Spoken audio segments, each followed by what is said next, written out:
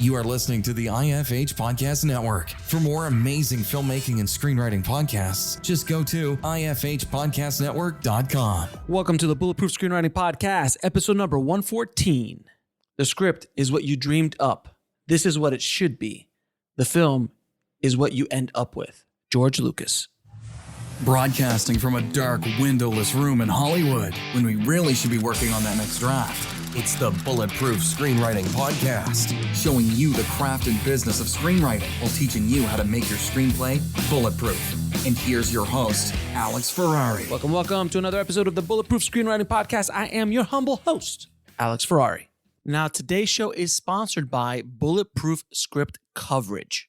Now, unlike other script coverage services, Bulletproof Script Coverage actually focuses on the kind of project you are and the goals of the project you are. So we actually break it down by three categories: micro budget, indie film market, and studio film. There's no reason to get coverage from a reader that's used to reading Tentpole movies when your movie's going to be done for $100,000. And we wanted to focus on that at Bulletproof Script Coverage. Our readers have worked with Marvel Studios, CAA, WME, NBC, HBO, Disney, Scott Free, Warner Brothers, The Blacklist, and many, many more. So if you need your screenplay or TV script covered by professional readers, head on over to covermyscreenplay.com. Let me ask you a question. How do you get a kick-ass Sundance premiering feature film made? Now, I'm not talking about the sanitized version, but the blood, sweat, tears, and hustle that actually made it happen. The Make Cool Shit podcast documents the making of a certified fresh breakout comedy horror, Scare Me, starring college humor icon Josh Rubin, The Boys' Aya Cash, and SNL's Chris Redd. This behind-the-scenes look is hosted by Aaron Hayafitz. Join him as he tears down the fourth wall of independent filmmaking. Check out the Make Cool Shit podcast on Spotify or wherever you enjoy your podcast. Now, guys, today on the show, we have writer-director Boaz Yakin. Now, Boaz has been a successful screenwriter and director in Hollywood since the early 90s.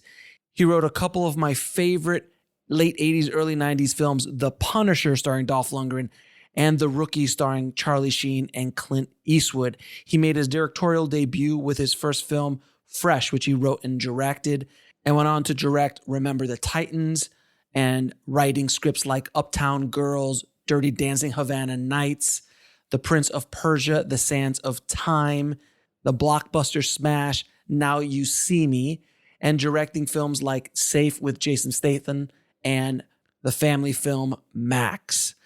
And that's just to name a few. I had the pleasure of sitting down with Boaz and just going into the weeds in regards to his creative process, the business side and politics side of screenwriting and directing in Hollywood. And to be honest, he was extremely forthcoming, raw, and honest about what it really is like working and building a very stellar career in Hollywood. So without any further ado, please enjoy my conversation with Boaz Yakin. I'd like to welcome to the show Boaz Yakin. How you doing, Boaz? I'm great. Thank you for having me, Alex. Oh, man, thank you so much for being on the show, man. Like I was saying before we got started, man, I'm a fan. I've been a fan of yours for a while, of films you've written, films you've directed for sure. And I just wanted to have you on the show to talk shop, man. Thank you. I'm glad to do it. So first and foremost, man, how did you get into the business? Wow. Now, this is a long time ago, right? I have to say... You're only 25, Boaz. How is that possible? Yeah, I haven't seen that for a long time. I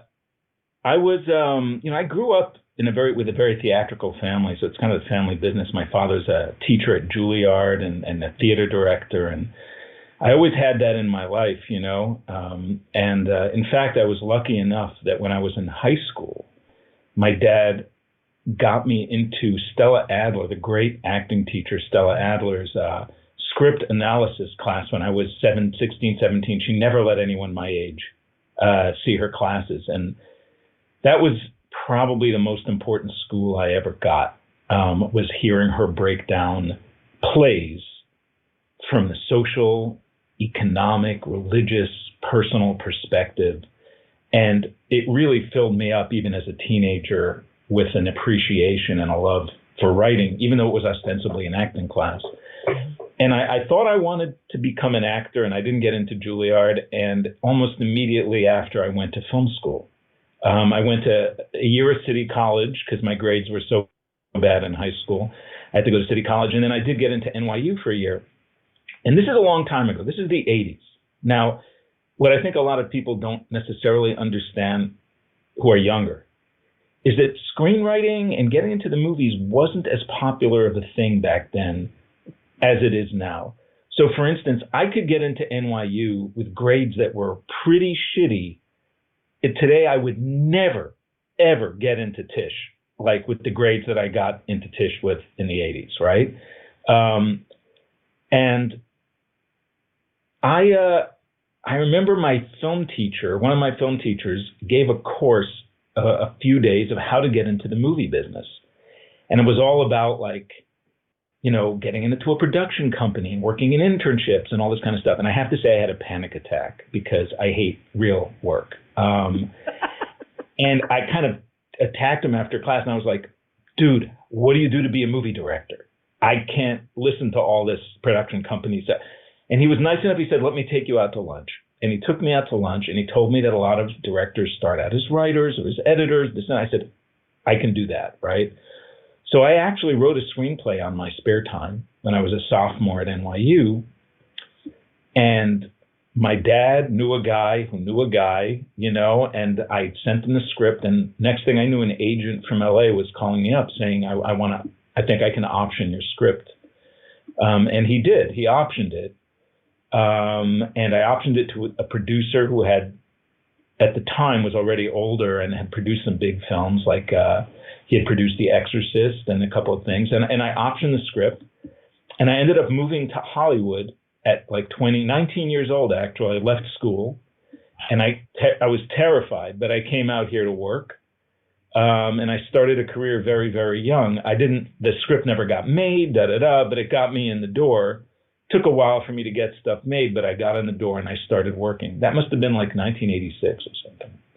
So the film that you wrote, your first produced credit that I saw, which is because during that time, 88, 89, I was working at a video store. I was still in high school.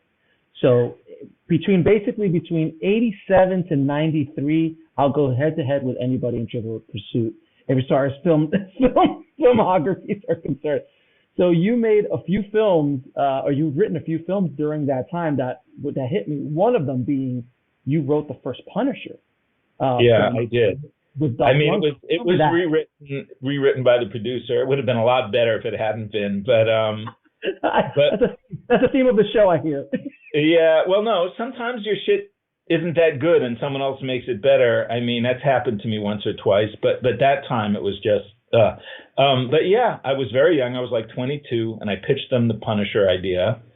No one was making superhero movies at that time, in fact, you know, and it got made.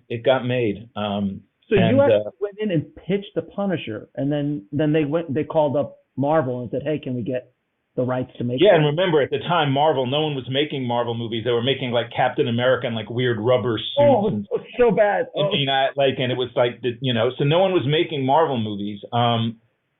Basically, yeah, I pitched the Punisher to this mentor of mine who was a producer as well as a writer, and took it over to New Line or New World Pictures, not New World Pictures. And they went for it and I wrote it. And what was interesting was that a lot of at the time, the concern was it was too comic booky, right? Meaning that like he had a skull on the shirt and all this stuff. So they changed a bunch of that stuff. And then very shortly afterwards, the Batman film that Tim Burton did came out. And sort of or around the same exact time or right afterwards. And it sort of changed the game in terms of what people were willing to do and how they were willing to approach it. But yeah, that was my first produced credit. So, and that's for people not around at that time, in 1989, which was an amazing year for films, you couldn't walk the street without seeing a bat signal somewhere. Yes, that's right. It became very, very big. It was everywhere. It became very. And it's so funny, like, okay, look, Punisher's a little too comic booky, but because Batman's not comic booky at all. No, they really went for it with that version of the film, and that kind of opened things up for people a lot. Yeah, and that's something a lot of screenwriters starting out have to understand is when you are, and even when you're more established, once you sell that script, unless you're a producer and or director on it, the powers you kind of let go. It's like you put it out to sea. Obviously, I've managed to move into directing after some years and all that. But one thing that I always, at the time when I was young and I wrote scripts, I found it very painful to like write something and then have it taken away and completely reworked by somebody else.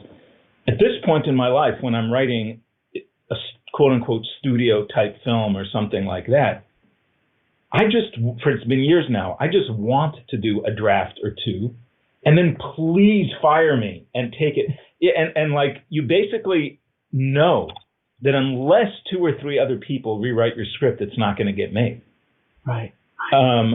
So when you're dealing with more personal films, with independent films, that's a completely separate story. Mm-hmm. When you're dealing in the studio system, you do a lot better for your health and mental well-being, understanding that you're part of a factory, that there is zero personal element involved, that you have to just be willing to like do your best as a craftsman and a professional, which doesn't mean you're not doing good work, right? It just means that you're treating it as a craftsman and as a professional, and hope that whatever combination of elements comes together and that they go make it somehow, and that you make some money. But as a young person, you have this dream as a writer or whatever, that somehow your voice is meaningful and that the film's going to reflect what. Forget about it. So, that's definitely a learning experience, I think, that screenwriters go through. Yeah, because everyone thinks, like, oh, I'm going to be Sorkin or I'm going to be Tarantino. First script out. I'm like, well, but don't forget that Quentin directs his own movies. He's a filmmaker, right? P.T. Anderson directs his own movies. Wes Anderson directs his own movies. Right. Yeah. If you're going to be a script writer, it's a whole different story. Maybe Aaron Sorkin, somehow, but, he was also, for the most part, someone who did television, right? I mean, he did a few features, right? But his real kind of claim to fame is television, and in television, the writer's king, which is very different than feature films. That is a different world. When we talk about TV, and now TV is much bigger, right? Like Netflix, like the writer and the writer's room and the executive producer is a different story. In movies, the writer is not in the same position as the writer is in television. So then after The Punisher, you did another one of my favorite films of that time period, which is The Rookie. Hey, listen, man, it was, in my mind... It's hard for me to talk about these things, you know what I mean? But like, okay, why not? Listen. The Rookie, in my mind, I remember it fondly. I don't want to watch it again right now because I love the memory that I have of it. And it starred Clint Eastwood and a young Charlie Sheen. So it was a Warner Brothers film. It was a studio project. Yeah, and look, I have to say I'm grateful, immensely grateful for it, in the sense that, like, first of all, I was 23 years old. It was a lot of money, and not just that. Clint was incredibly generous with me, and allowed me to watch him direct the whole film. I was there behind the monitor the whole time. I never spoke, but I got to watch his process. I got to see the way he ran a set. I got to understand the way he set up shots and constructed sequences, and it was an incredible film school for me. It was probably the greatest film school I've ever had, was just to sit behind Clint and watch him direct the whole film. And, there's not a lot of, actually, as I've learned, there's not a lot of filmmakers that would even allow a writer on set for more than 2 minutes or 2 days, And the fact that as long as I shut up, he let me sit there and just watch every day was really something. And when I directed my first film, so many of the lessons that I learned from Clint Eastwood were there. So I'm forever grateful for it.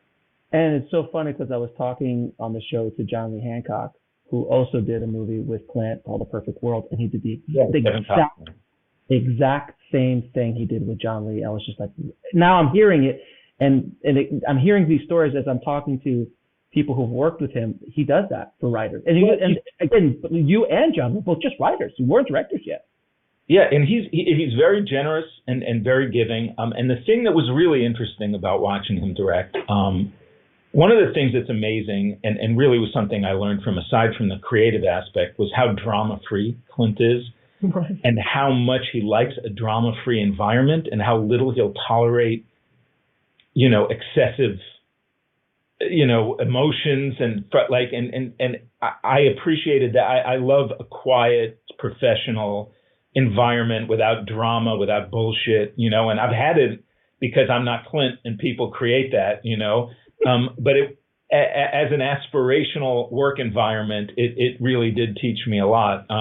The other thing that's interesting about, and I know this is about writing, but that's really great about watching Clint work is that Clint does very, very little planning, right?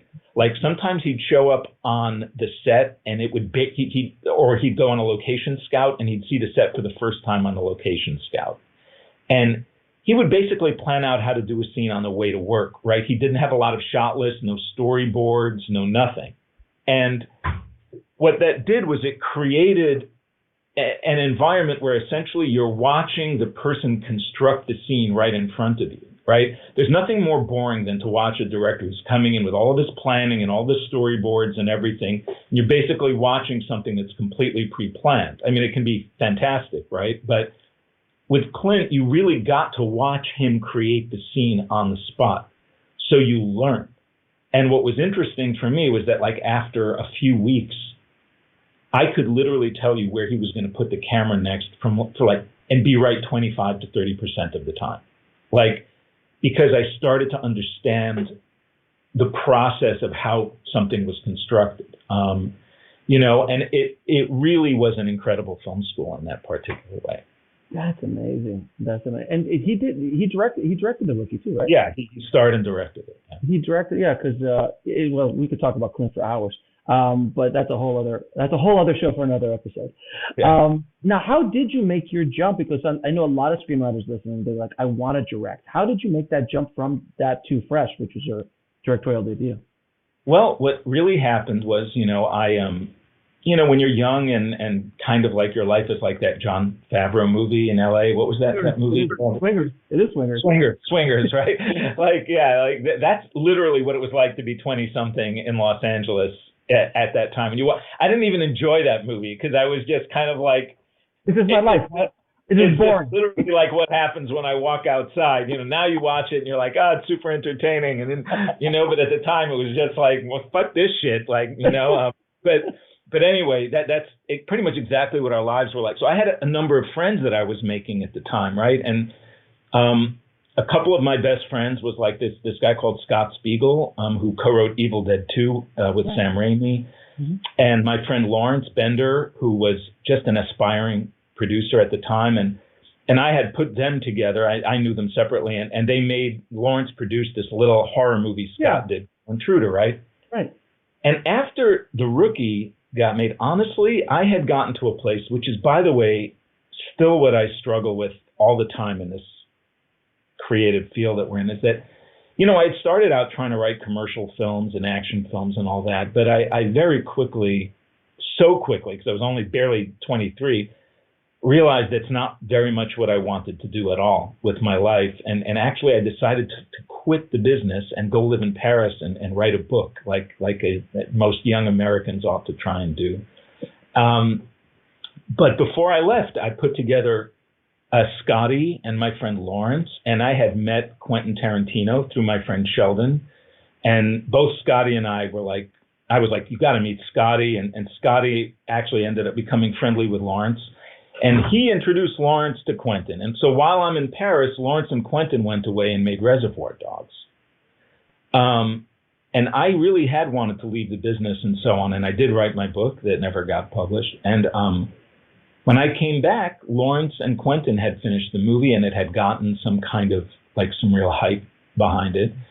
And it was Lawrence who pulled me back in. Lawrence was kind of like, Boaz, if you write a script, I think that we can make for a low enough budget, I think I can get the money for it. We'll be right back after a word from our sponsor. And now back to the show. And so I spent a half a year or however long researching and writing fresh. It took me a while, that one.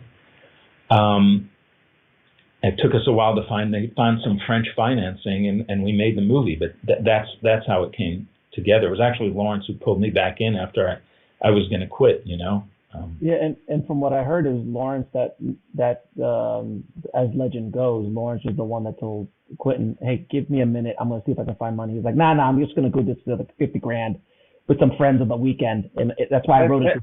That's actually true. Lawrence connected with Monty Hellman and with I think Lawrence pulled in Harvey Keitel. He said, "Give me a little time," and he pulled in Harvey Keitel and managed to make the movie for like $1 million and something rather than 30,000-40,000. So yeah, Lawrence was instrumental in that. Now, one of the films that you directed that I absolutely adore, and I've seen just a ton of times, is Remember the Titans. It was just such a wonderful, wonderful film. How did you get involved with that? Because you didn't write that one, right? You were just a director for that? I mean, I did rewrites, but no, look, it was, I had made Fresh. I made a movie about a frustrated Hasidic housewife with Renee Zellweger called A Price Above. It's always a popular genre. Yes, box office gold, sir. Box office gold, frustrated Hasidim. Although they did a really good one on Netflix this year that got a lot of attention, I have to say. It's called, what was it called? Unreligious or something? I don't remember. Anyway, Shira Haas was fantastic in it. Anyway, but I was actually in a position where I was having a hard time, as I always find myself, a hard time getting anything made. The Bruckheimer people reached out to me about the movie, and frankly, the truth of the situation is this: none of the big directors that they wanted for that movie were willing to do it because Disney was only giving him a very limited budget. So the usual Bruckheimer suspects, Tony Scott, people like that, were just like, "I'm not going to do this." I don't get up for less than $100 million. He was doing what he does sometimes, which is he then looks for like an independent, whatever, someone that he can bring in. And I needed a job. I had no interest in making a football film or a Disney film, but I recognized that if I didn't try and do something like that, that I was going to be in trouble. And I kind of auditioned for it. The script was like 140 pages long. And in one weekend, I kind of cut 40 pages out and restructured things and showed it to them. And they were like, "Okay, you've got the job." And I went and I made it. I wish I had been less conflicted about it and enjoyed the process more. It was very challenging to make a film that became like by far the most successful film I could have made, and it was the film I was least interested in many ways at the same time, and that's always a blow in some way. I wish I had handled it better and with a little bit more fun and grace, but it's sort of what ended up happening. Yeah, and it was a fairly big hit, I remember. It was a huge hit, and it's very watchable till this day. So absolutely. I mean, I could turn it on with my girls and we just watch it. It's just such there's the twist, the heartbreaking scene, and you're just like, oh my God, like there's so much emotion in that. And what was it like working with Denzel on that project? Directing it. Once you've got two features under your belt at that point, right? And then two small features. Right. So then you got Denzel. Who was Denzel at that time? He was still Denzel. He was Denzel. He wasn't Denzel post Titans and post Training Day, which he made next. Right. Those two movies, 1-2 punch, really solidified Denzel as like the major star. But at the time, he still was, Denzel Washington. And I can't say that it's like I direct. You basically just, where are you going to be, and then okay, let's make sure we get the close-up and the medium shot. And but he knew what he was doing to an extremely high degree. Sure. I think he was seeing the same movie as I was, and so it went pretty smoothly in that regard. Now, let me ask you, when you write, do you start with character or do you start with plot? I always love to ask that question. I think, well, I always start with character. Always, except for when I'm trying to come up with a more commercial Hollywood type idea. And then sometimes you think about plot. Now, of course, plot always involves character in the sense of there's this guy or this gal who does this, and this is their problem, and this is what they're trying to solve. Oh, it's about a spy who fell out of the sky. I don't know. It's always a character. It's always a human being. But, with the more sort of quote unquote commercial ideas, you tend to think more of the situation. And I think with more personal work, you think more about the emotional and kind of the social, emotional situation that the person's in. But it does always start with the character for me. Now, what advice would you give writers on how to write a good protagonist? Something that could drive that story. Wow, that's such a personal kind of a thing, I don't even know how to advise someone on something like that, not being evasive. Mm-hmm. But I do think, again, it's different when you're writing a studio film and when you're writing a personal kind of a piece. It's quite different, although maybe certain similar rules apply in terms of not being boring and so on. But I think a strong connection to what that person wants and mm-hmm. needs, or at least what that person's searching for, even if it's unspecific, right? Because I think that's the thing that I think is sort of frustrating about trying to write commercial films, is that people are always asked to kind of come up with a very specific want or need or desire that somebody has, and if a person isn't driven in a particular direction, people have very little patience for it. Whereas I find that a lot of times human beings, right, we are in an ambivalent state. And that a lot of stories that are interesting to me are about ambivalent people who are in a particular cycle of their lives, and somehow something happens to them in that space that moves them into recognizing what it is that they are needing or wanting or connecting to, and so on. But I always find myself starting from a very ambivalent state. And I think it makes for interesting pieces, but it makes for pieces that take more patience in the opening stages for an audience to get into. Does that make sense? It makes perfect sense. Sense. One area that it's not really talked about enough, I think, with screenwriters, and I think this is where screenwriters and filmmakers, for that matter, get sideswiped in our business, is the politics behind the scenes, the stuff that you have to deal with about how to get a script financed, how to deal with personalities, how to deal with ego, how to deal with agendas. Do you have any advice? Because obviously you've been able to navigate these waters. Not so well all the time. No, I know. Really. When you think about the fact that I've been in the film business for 30 years, right? Like the amount of scripts that I've actually had out there that got made, or that, hey, the most personal work I've done, I've paid for myself. Like the movie I just made, Aviva, this other movie I made that's very dark and painful and personal, Death and Love, I paid for them with my life savings. No one financed them. Wow. And not a lot of people do that. And the last one I did before that, this strange little kitsch horror movie thing I did called Boarding School, like I paid for a ton of it. Not all of it, but for a ton of it. And it's very, like, it is very challenging. And, making a movie, even a lower budget movie, that's the thing, right? That's the thing that's so difficult with our business, right? Is that it takes so much money to make a movie, even if it's a small film, right? Even if you're talking about what they call a micro budget movie. Hey, $150,000 in the real world is a fuckload of money, right? And people don't want to give you their $150,000 any more than some big company wants to give you $15 million, right? And everyone wants to know there's going to be a return on their investment and da-da-da. And it makes for a completely uncreative, not risk-taking, not kind of encouraging exploration environment, especially here in the States where you have no funding from like the government or anything like that, right? So there is no Lars von Trier here. There is no Thomas Vinterberg here, right? Like there are good filmmakers here, right? The Coens are incredible. But somehow that filmmaker has to find the zeitgeist that works. They have to fit their work into an environment that makes a certain amount of money, right?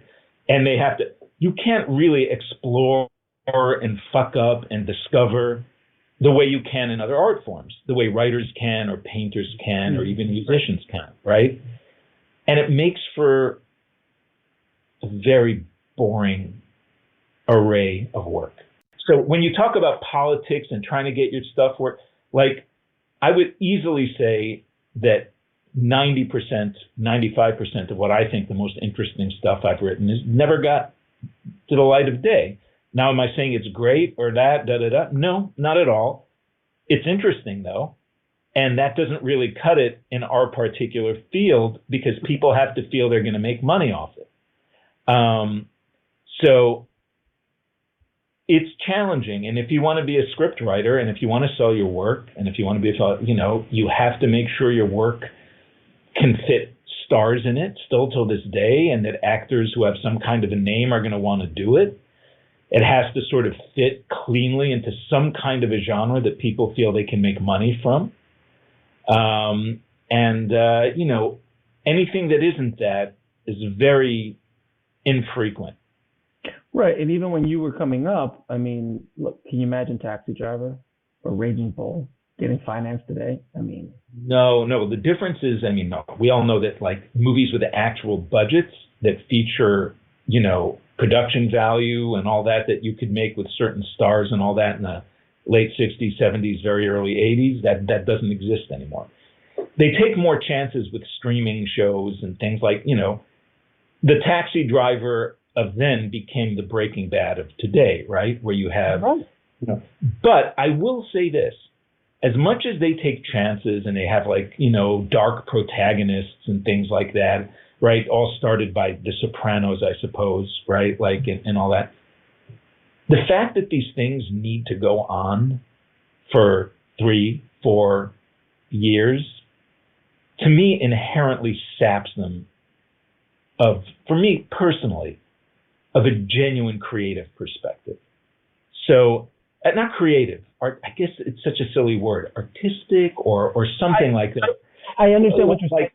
Like there's those shows that just go, but something like Breaking Bad, who Vince actually said, this is the arc. It's 5 seasons. This is how long I wanted to tell the story. 5 fucking seasons of it. It's a good, right? But after a few episodes, you're like, I get it. He's Breaking Bad.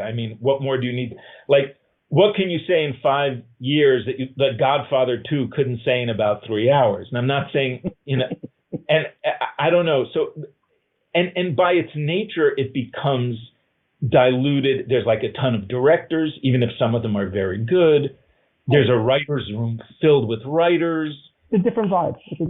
It's a product of some kind. It can be wonderful. It can be a great show that people love, like The Wire or whatever. But it's still a product, a corporate product.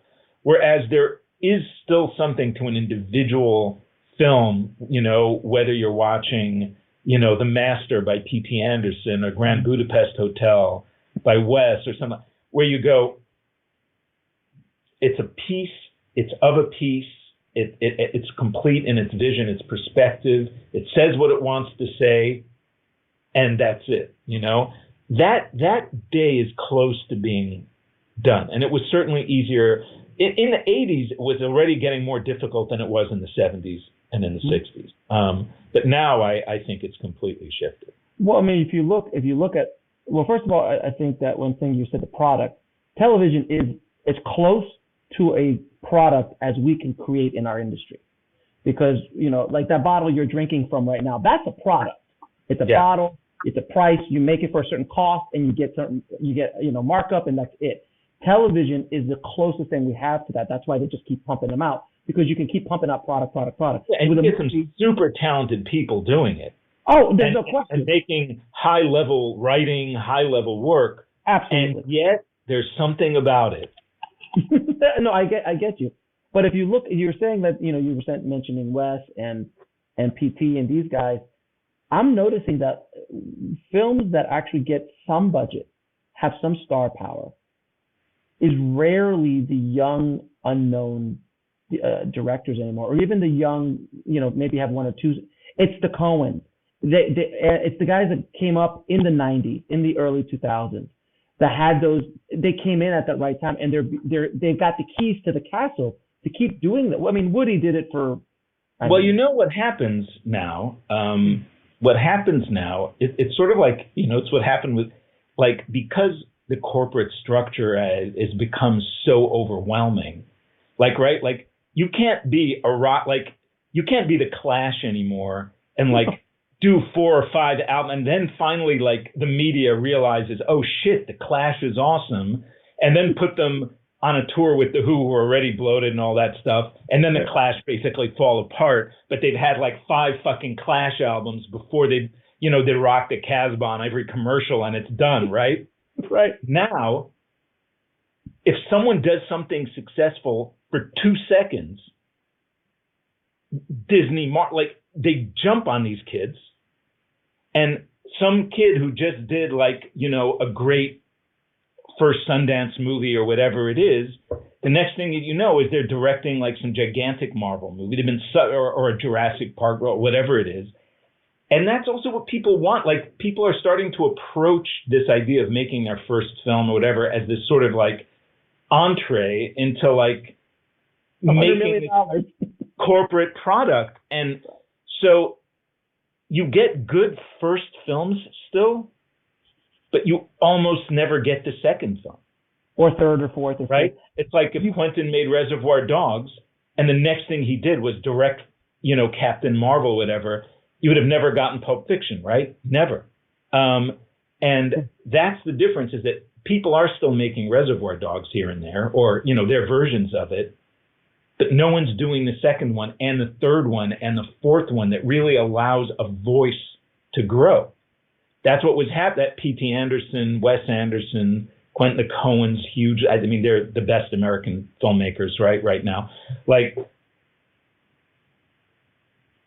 today, you do one thing that's good, and the corporations are just all over you, and it's super tempting. You can't blame somebody, and it's getting harder and harder to get financing for second and third films, right? So essentially, it's almost like a little beauty contest. Making that first film's like this little beauty contest so that you get picked up by the corporations. And that's actually, it sucks. No, and it's really good. So like right now, so if today Joel and Ethan bust out Blood Simple, then they're on a Netflix series, or they're doing a Marvel film, or they're doing a gritty Star Wars show. I mean, we don't get crazy and what's kind of, I don't mean to go dark with it, but what's kind of depressing is how much what once was like a cineast and kind of like film lover community, right, has basically been co-opted by the corporations into becoming this sort of geek community that just like will argue about, how big Thor's hammer should be or whatever it is.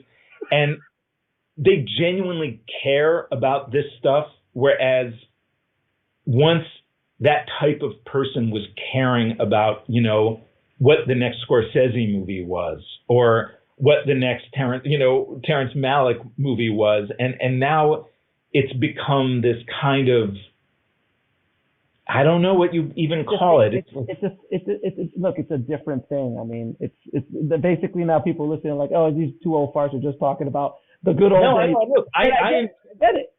I enjoy, it's like the thing that I find difficult is that it's not like, is that people have, the priorities are so weird. It's like people aren't looking at like these gigantic entertainment, like we used to look at these gigantic studio entertainment movies, whether it was Indiana Jones or whatever, in the day. It's like, oh man, this is so much fun.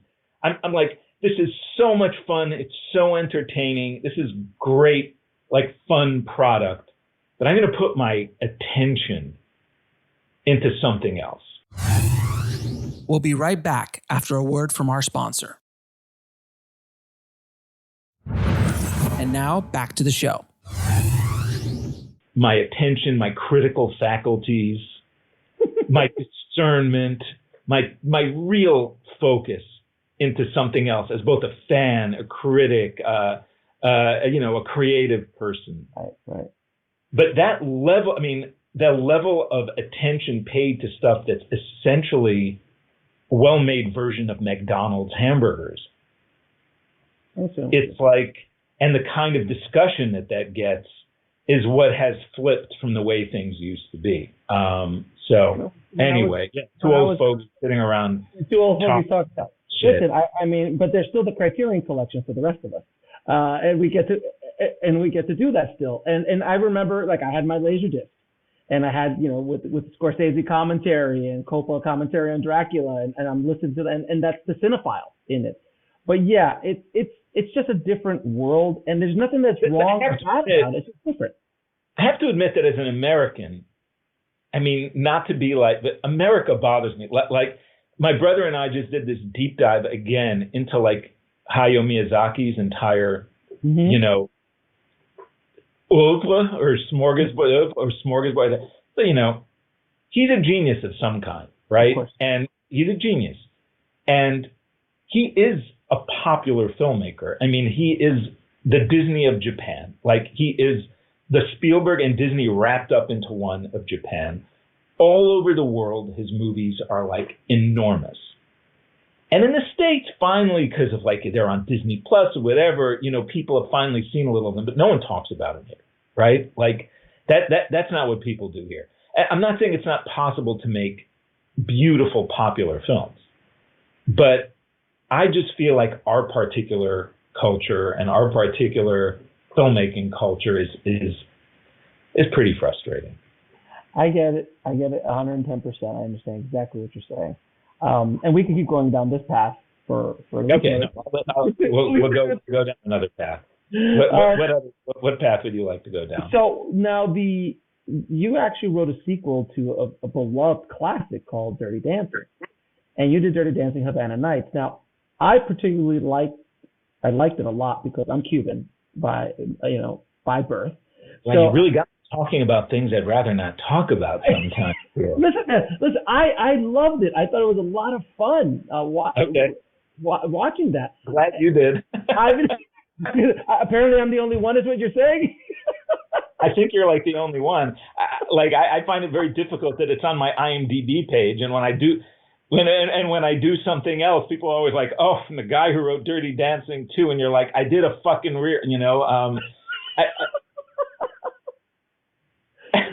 you know what I kind of wish? I know I come off like the crankiest person in the world, and I'm not really, but here's something that's difficult. Talking about screenwriting, by the way. Sure, go ahead. As script writers, we have to make a living, right? And I say this, in full, like, we have to make a living. There are a few brilliant people like Quentin or PT or whatever, that everything they like to do is what other people like to see. And they manage to write. A lot of us have to make a living because the stuff that we make, our independent stuff, isn't as successful, blah, blah, blah. You've got to keep a roof over your head, right? And what you can't do as a filmmaker is have a nom de plume, right? You can't have a nom de plume. Like when I do rewrites for Jerry or for whatever, my name is, Jack Ryan, and when I do my own stuff, it's Boaz Yakin, because there's a lot of egos involved and a lot of people's pride involved, right? And so like, if you're going to do a rewrite for a producer on a project, and everyone, if my name is good enough to be on this movie, what your name, it's not good enough for you, Larry McMurtry said something really interesting in this book about script writing he wrote called Film Flam. I've heard of it, yeah. You know, and it's like a series of essays about filmmaking. He's a fantastic novelist, right? And he's written some beautiful scripts. That's not really been his focus, but so he has some interesting and always funny and biting stories about Hollywood. And the thing that he says that's so interesting for anyone who takes script meetings or tries to get jobs as a screenwriter or whatever is that there's this sort of illusion in our business that you need to be passionate about the material that you're working on, right? That like when you're going to take that writing job for that script about the dog who flies and saves the day, that you can't come in there and say, yeah, you know, I'd like to do this because I just got a kid and I need to build an addendum to the house and I could really use that $150,000. So yeah, I'm down to write the story about the dog with the cape, right? You have to come in there and be like, you know, when I was a kid, I had a dog and you know, and the dog died when I was 14 and that dog meant so much to me and I can really identify with this material. I think it's going to speak to everyone who loves it, right? Right. And as Larry McMurtry says, some of the worst work ever done has been done by people passionate about that work.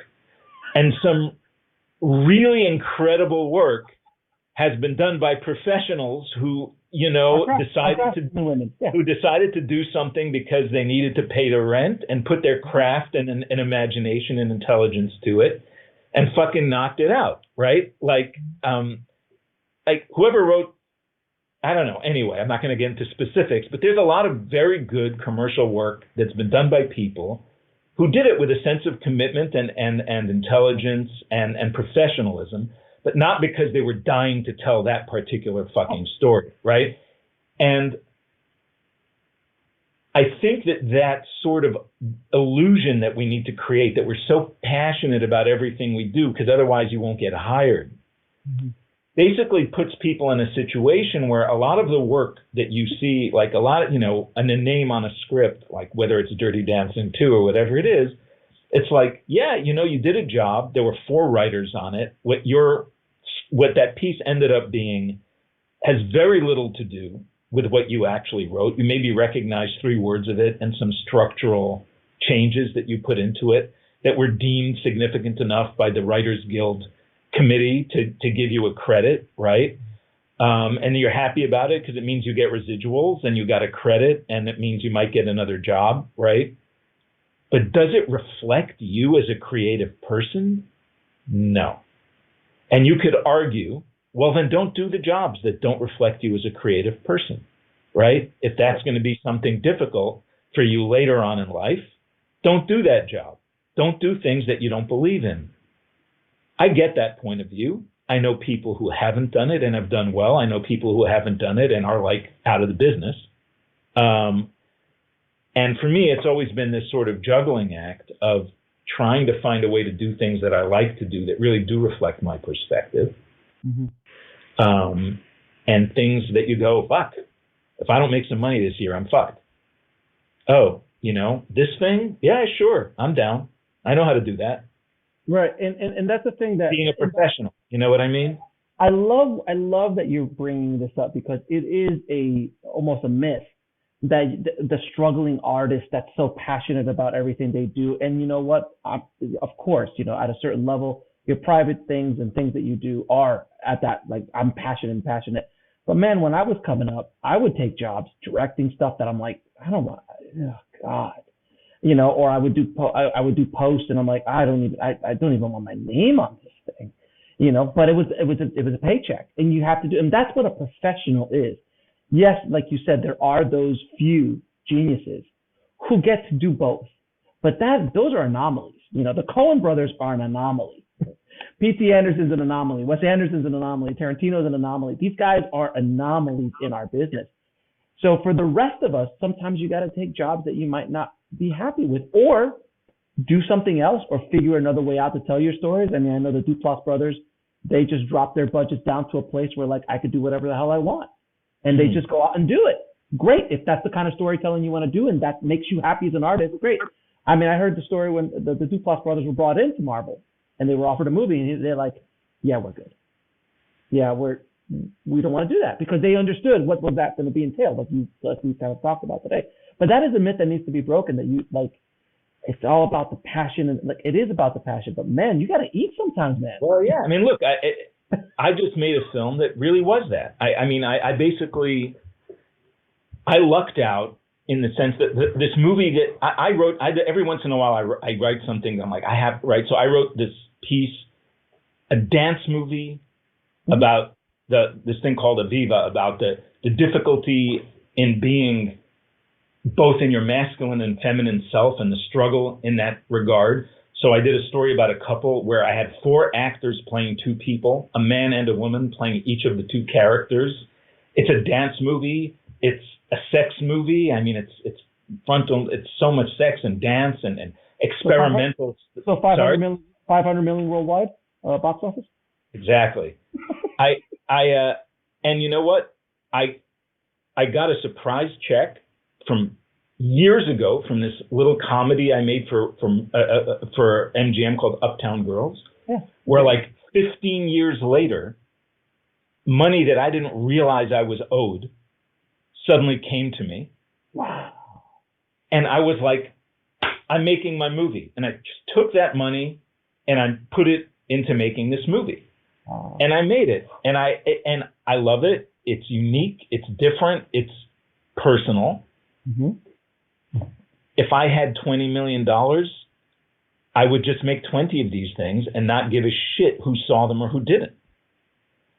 But I don't. So after you make one of those things, suddenly you're like, oh, fuck, what do I do? I guess I got to find a way to pay the bills again. to pay the bills and to make sure that I can make another film or whatever it is. So it's this constant dance, you know? And so what I love about you, Boaz, and what you're, because again, if someone just looks at your IMDb, they're just like, oh, well, he's this and he's doing that. And you're just like, look, man, I paid for this myself. I'm an artist. I'm still hustling. You're still doing it the way you want to do it. The normal mind, and I always tell this, filmmakers and screenwriters, we're sick. We've been infected. It's a horrible disease that we have because it lies dormant for years sometimes and then comes back up. The normal human being would have seen that check and said, oh, good, I could put it away. I maybe have some security. Maybe I can invest it. You said, I can make my movie. That's what I love about that. I love about you. Well, yeah. And you know, I mean, I think the other thing that is very, again, we're not talking about our outlier filmmakers who both do exactly what they want to do and get funding for it and all that. But I think that a real hole that people fall into, and maybe it's good. I think in some ways maybe I should have done a little bit more of it, but it always freaked me out, is that when you find a way that you're successful, you make Remember the Titans or whatever, the next thing you're offered is like 10 big sports movies or like another John. And I had that opportunity after that movie, and I kind of freaked out, and I was like, but this isn't who I am. This isn't what I want to do. And if I go down this road, I don't think I'll ever remember who I really am. So I pulled back and tried to do my own thing with moderate levels of success, rather than, you know, pursue the thing that's most comfortable and that makes me the most money. And I'm not advising it to anyone. But I am proud of the fact that at my age and after doing this for a long time, I'm still, when I can pull it together, experimenting and trying things I've never tried before and trying to do things that are off the beaten path rather than just sort of perfecting this thing that I quote unquote know how to do over and over and over and over again. May be great for some people, and some people may be creatively inclined in that way, but I find that very uninteresting. You know. So. But what I respect about what you're talking about, what you're saying, what you're doing, is that you're still willing at this stage in your career, that you've been in the business for a long time, you've done a bunch of stuff. You're still taking the swing at the bat. You're still taking the swing at the bait. Where a lot of guys and a lot of professionals who are at this point in their career, they just want to stay safe. I'm gonna do the sports. I know people who want to stay safe the minute they do their first thing that does well. Okay, I've known a lot of people like that. Honestly, now that I'm getting older and I'm like starting to look at that, like, oh my God, wouldn't it be nice just to be on a beach in Hawaii for the rest of my fucking life and stop with this shit? Now I'm like going, oh my God, what am I, an idiot? Like, What, you know, I turned down how much? Have like $1 million, like, you know, like it would have been nice to have some money to buy that fucking house in Hawaii, right? Instead, I made this artsy ass movie that no one's ever going to see. So it's a mixed bag, but you know, the truth is if someone dropped a check on me tomorrow, I would turn around and make another movie with it. Right. I wouldn't buy a fucking house in Hawaii. So right. maybe But that's the sickness. That is the sickness of being an artist, you know, and being a brave artist, because there's artists who are brave and artists who aren't brave, and you are a brave artist, no question about it. Now, you know, I was going to ask you about Prince of Persia. Was that something? It's a rewrite. It's a rewrite. Okay. So yeah, I mean, and actually, I became really good friends with the guy who created the video game and wrote the first drafts, right? But that's very much an example of what I'm talking about in the Hollywood world, right? Like, there was a video game. Bruckheimer bought the video game and hired Jordan, who's a wonderful guy, to write the original script. Then they hired another writer to rewrite Jordan's script. Then they brought me on to rewrite the second writer's script. I did a bunch of work on it, a couple of drafts, and then went, I think this is what I got for you guys. And then they hired two other guys to come on, a writing team, to come on, and they wrote the rest of the way for like the next year and a half. The movie comes out, and it's like 6 people have written on it. I guess they decided that what I did had enough of left in it to have a credit. And that's a credit that you have, you know, and it's interesting because people say, oh, you wrote Prince of Persia, right? And you're like, yeah, I mean, I guess, is there 2 words in that thing that I you know, I don't even think so. But that's what that particular machine is. You make money, you get residuals, you get health benefits. This is the reality, dude. This is the reality of being a writer. And you cannot fucking complain about that. I mean, how many jobs are there in this world? Right. Other than these fucking Elon Musk types, right? But how many jobs are there in this world that you work on something for a few months, you make hundreds of thousands of dollars, you get health benefits. If it does well later in ancillary markets, you keep getting checks every year for a few $1,000s that you, whoa, I didn't, you pay Boaz, you know, $20,000 for Prince of Persia came in 5 years later, right? Fucking amazing, right? So it's a factory, it's a machine. You do it to make a living. And that's, you know, I'll never get another job again, I'm sure, if any one of these people listens to this. I'm sorry. maybe you'll get the right job. I don't know. I think people know I think this, which is why sometimes I have a hard time getting those jobs, you know. He doesn't really care about the dog with the cape. He doesn't care about the dog with the cape. I don't, but I'll do a good job if I have to do it. You know what I mean? And that's the thing. Look, you know, what can I say?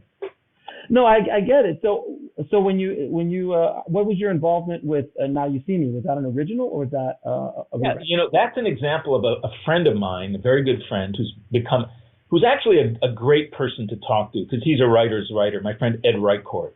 Mm-hmm. Ed worked for like 10 years, and I did mentor him a bit and co-wrote something, mentored him. Had a lot of years of not succeeding.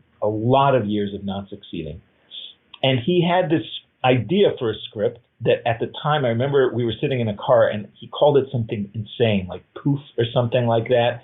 And he was like about 4 magicians who rob a bank in Vegas and in Paris from a stage in Vegas. And I was like, Ed, this is the dumbest idea I've ever heard, right? Like, I was just like, don't bother me. There's no money here. There's no money here. No, it was just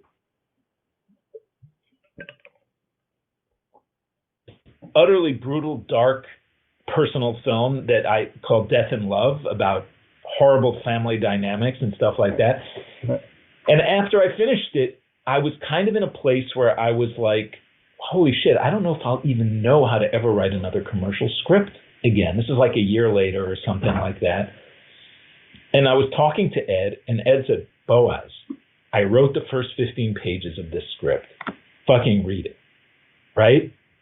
So I picked up Ed's first 15 pages and I read them, and I was like, like essentially everything that Now You See Me became, and very successful, right, and second movie and all that, is based on that first 15 pages of Ed's, his concept.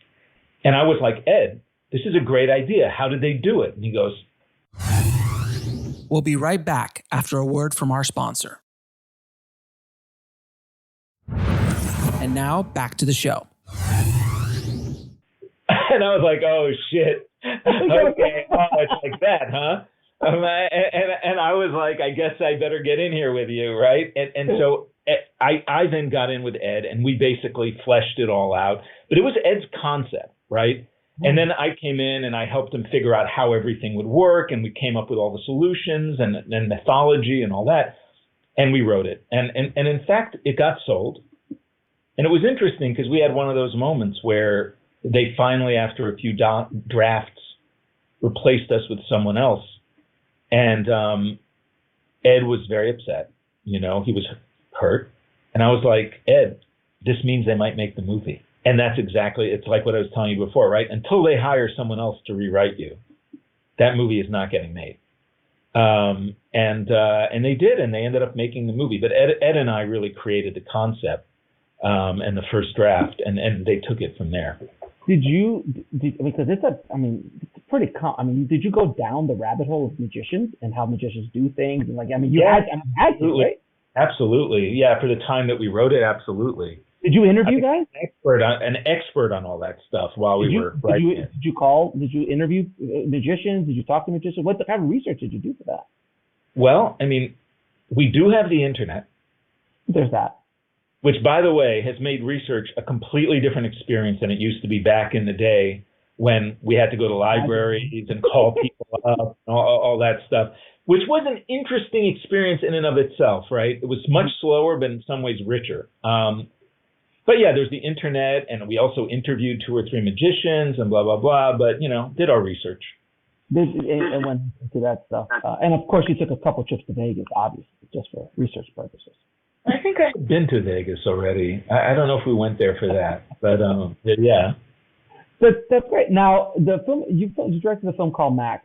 Again, I'm afraid to ask about any film that you directed. Is that a film that you were really passionate about? Well, Max is a film actually that it was sort of like me trying to make amends in a way to myself for how I felt when I was doing Titans, whereas I also found myself again in a position where I needed to make a movie.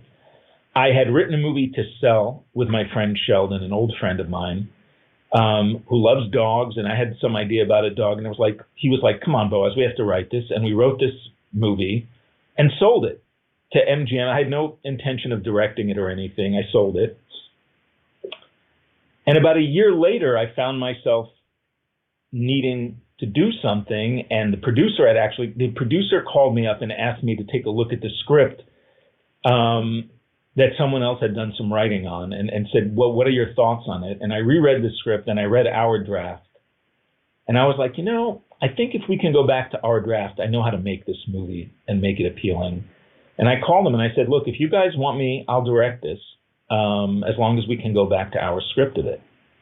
And they said yes. And I went, you know what, let me just try and have a good time, work with some nice people, and make some kind of an appealing movie. And that's what I did. And for everyone, can you tell everybody what Max is about? Because a lot of people might not know what it's about. Max is a movie about what they call an MWD, a military working dog. Mm-hmm. So it's about a dog that gets traumatized in Iraq and gets his handler killed, and then he gets adopted back into society by the family of the Marine that was killed. So it's about a traumatized vet dog who has to sort of get his shit together with his family that adopted him. It's almost like an old school 50s, 60s Disney kind of a movie. Those days, those Disney movies had kind of an edge, like when you watch Old Yeller or something like that. Oh. You're like, wait, he just killed that bear. Those boars just gored him. Wait, that kid just shot 3 wolves. They don't do stuff like that. And the kid is kill Old Yeller at the end. What the fuck? Those old Spoiler alert for everybody who hasn't seen Old Yeller. Yeah, spoiler. That like family movies back in those days were like definitely a lot more hard bitten than they are now. Anyway, so it was sort of like a callback to like those 50s kind of like Disney family movies. 50s, just go back to the 80s. Remember Never-Ending Story or Secret of Nim? Which one? Secret of Nim, the animated Don Bluth film. Oh, yeah, that was a little harsher. That was a little harsh. And Never-Ending Story, they kill the whores, and you're just like, I'm like, are you kidding? Like, never. I mean, never. They're freaking out about the Swedish Chef right now on the Muppets. I mean, can you imagine? Is that the character that they say is a negative stereotype? Why they put the disclaimer? Because the Swedish Chef? It's the Swedish Chef. Yeah, it's the Swedish Chef. Holy shit, man. I'm as lefty as you get, but this is the one area where, like, I'm, like, aligning with all these whiners about cancel. Like, come on, people. I mean, what actual F? I mean, I don't want to get into that conversation because that's a Swedish Chef. But yeah, at a certain point, you just got to go, look, movies were made at a certain time. Shows were made at a certain time. Just have a conversation about it. And at that time, look, I can't even imagine. Like, I was watching Clockwork Orange the other day. And the first 20 minutes of Clockwork Orange are insane.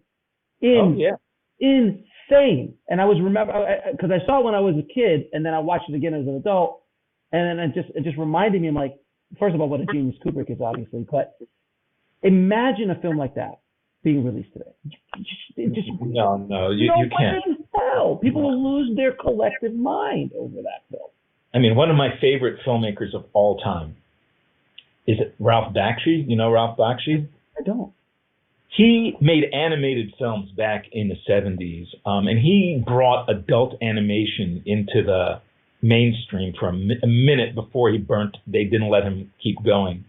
But he made Fritz the Cat, which it was Fritz the Cat guy. Yeah. Okay. Yeah, which was based on R. Crumb stuff, but it's a great movie, but it is based on R. Crumb stuff. Then he made two super personal movies that are, I think, that just some of the best films of the 70s. One of them is called Heavy Traffic. Mm-hmm. And one of them is an exploration of black politics and identity. He was Jewish, but black politics and identity called Coonskin, which is ferocious and one of the greatest animated films of all time. And you watch Coonskin and try. By the way, it ended his career then in the 70s. Although could you imagine now? Can you imagine if someone made that film today? And it's a masterpiece. It's amazing. So it's a different time, you know. And hey, maybe it's okay for a minute to absorb that, you know, to absorb this different time. But it does make for a blander stew. Oh, there's no 70s was 70s, 60s, 70s, and 80s and 90s were much more interesting. Yeah, by mid 80s things started to go like, you know, but compared to today, the 80s maybe look like compared to today, but but 80s look like the 60s compared to today. Compared to like the 70s, by 84, 83, 84, things were like, you know. Starting to go down. I was just, you know, it was the kind of movie that I was trying to write at the time, but I was just literally watching like one of my friends, like one of those, you know, 80 HBO stations they have or whatever, and you just flick through them, and like Rambo First Blood Part 2 came on. And like back in the 80s, that was like actually an acceptable action movie, like where you're like, oh yeah, Rambo, he's fighting. And you watch it now and I literally was laughing out loud the entire time. I mean, it's a porn film, basically. It's like this shiny, greased up guy blowing apart hundreds of people and just walking around. And you're just like, what am I even watching? What is this? No, if you want to go down that way. I thoroughly enjoyed it, but I was like, it's a relic of a different time, a different mentality, a different perspective. Like, it's actually surreal. The movie is actually surreal. And at the time, no one thought that.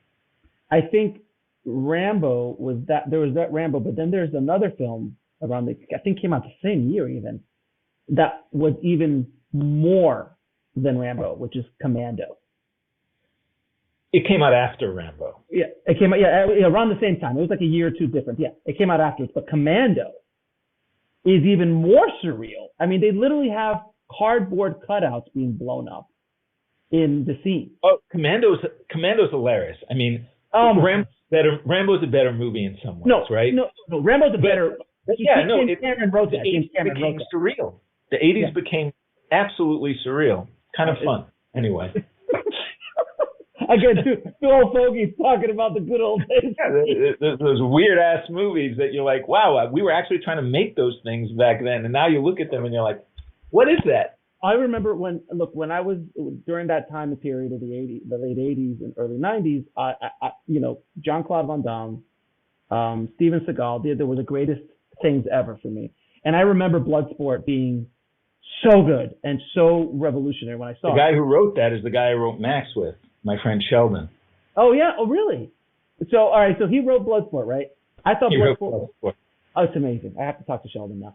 I got to get Sheldon on the show. I got to talk to him because like I directed Lionheart. Yeah, no. I spent 2 months with Sheldon and Jean-Claude in Hong Kong doing rewrites on Double Impact.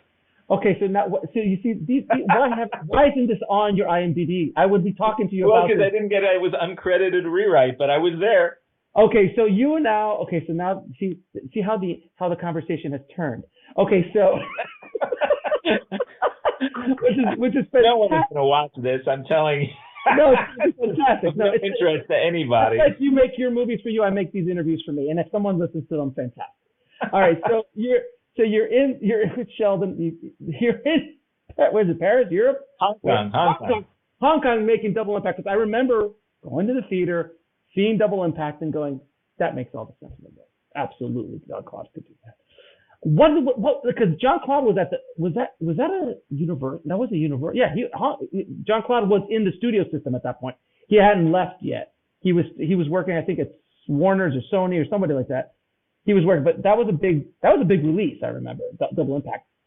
What was it like being on that set? Because it was Jean-Claude at the height of his powers, and Sheldon had just done Lionheart, was a huge hit for Universal.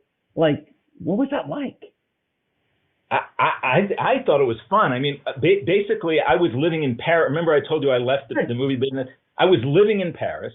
Mm-hmm. I was with my younger brother. He had just gotten super sick. Right. It was winter. And Sheldon calls me up, and he's like, Bo, we're making Double Impact at the time, I remember what it was called. It was based on the Corsican brothers, and this old Alexander Dumas story about these two twins. And they ended up updating it into Hong Kong. And Sheldon was like, and we could really use a few rewrites or whatever. Do you want to come to Hong Kong for a month and help us out, right? And I was like, Eris, do you want to go to my brother? Do you want to go to Hong Kong for a month? And he's like, yeah, let's get the fuck out of here. And I was like, let's do it.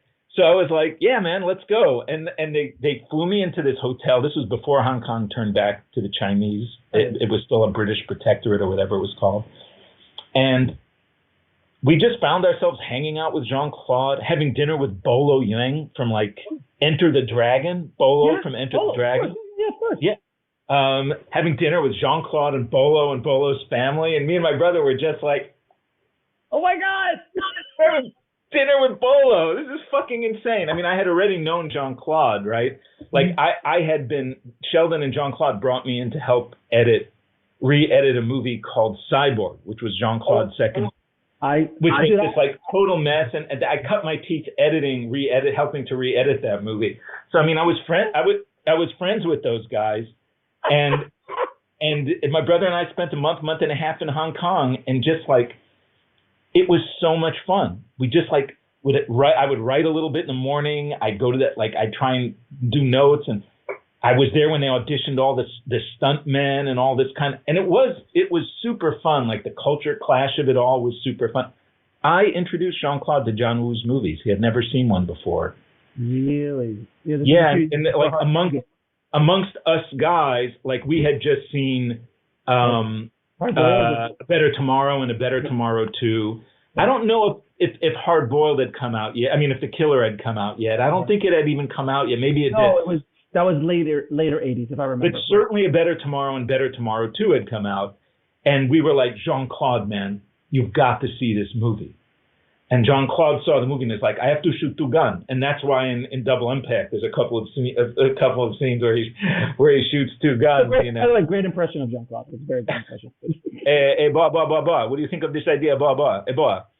This is what my conversations with Jean-Claude are like. It was super fun. It really was cool.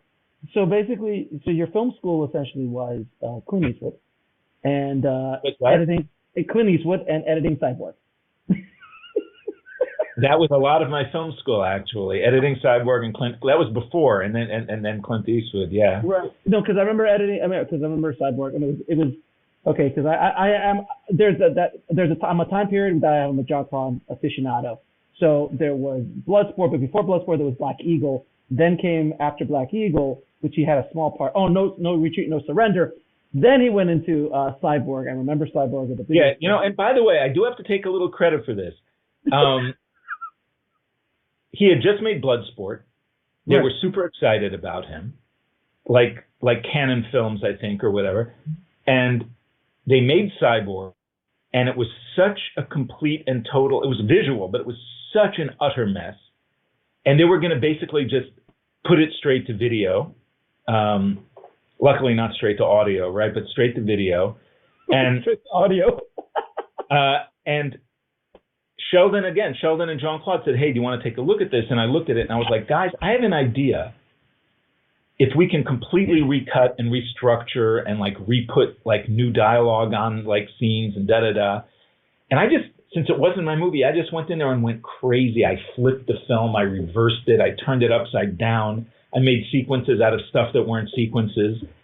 And Sheldon and Jean-Claude edited in the other room, and we were all just editing away. And then Jean-Claude was editing as well? Yeah, with Sheldon in the room. Like, Jean-Claude's a really smart dude. And we all like sort of re-edited the movie, and I restructured it, and they edited in the other room. Then I left. They reshot a little ending, and they looked at it, and they liked it so much they put it in theaters. Mind you, it's not a classic, but it made money in the theaters. It made money and kind of saved Jean-Claude's career. Like, if that had gone straight to video as his second movie, he would have been in trouble. Instead, his second movie ended up getting a release, making a lot of money, and it just sort of took off from there. So I'm always very proud to have been part of helping Jean-Claude's career stay afloat at a time when it looked a little shaky. It was a little shaky. And of course, as long as you have a split in there, which I still remember that split between the two walls, in the rain. Oh, it was just good cheesy times, man. Oh my God. The 80s.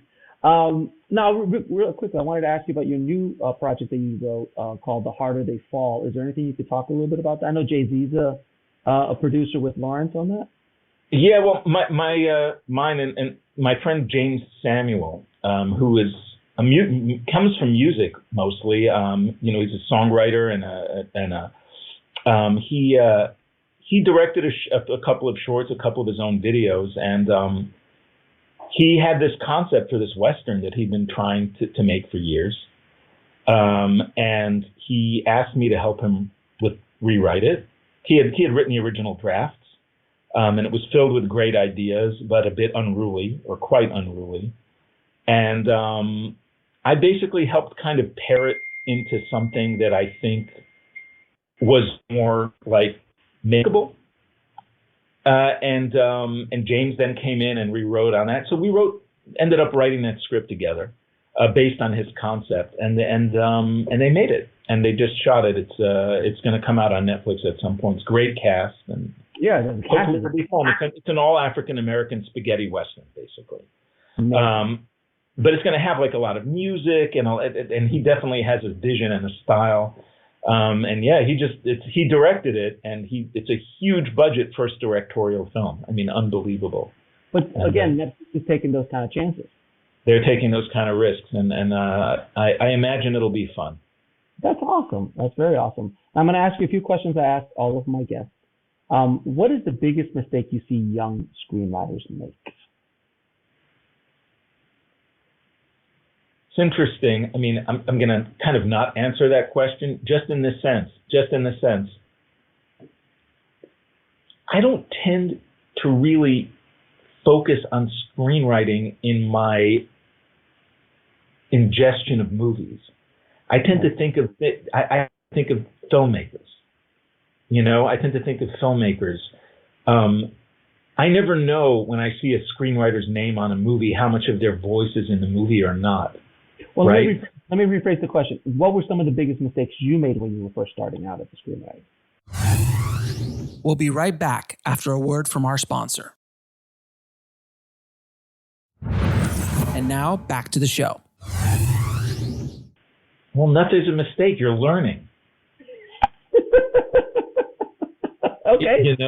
You need to go. So you're basically saying we got to go through some of these hardships in order to become a craft. You got to cut. Yeah, you're learning. I mean, your process as a human being is filled with self-imposed barriers, externally imposed barriers, some of which you cross, some of which you don't. There's no mistake, right? Like I could say, you know what? When you're writing a Hollywood movie, it's a mistake to take anything personal. Right?